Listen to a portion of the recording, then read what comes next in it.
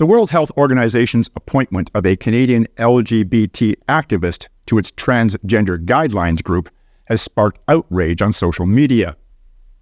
On December 18th, the WHO announced that University of Alberta law professor and trans activist Florence Ashley, a man who has adopted a feminine appearance, will be part of a guideline development group which will create transgender health guidelines. The WHO said in a press release, the guideline will focus in 5 areas: provision of gender-affirming care, including hormones, health workers' education and training for the provision of gender-inclusive care, provision of health care for trans and gender-diverse people who suffered interpersonal violence based on their needs, health policies that support gender-inclusive care, and legal recognition of self-determined gender identity. Here's what Florence had to say about gender assessments to determine if people really do identify as the opposite gender.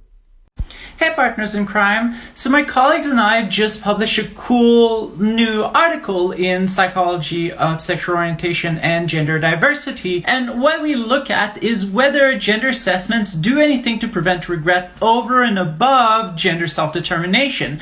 In other words, is there any reason to ask people to go through a lengthy and complex gender assessment in order to access gender-affirming care, or is that useless, and should the time best be put in supporting decision-making and informed decision-making, which is a distinct thing from the actual assessment itself?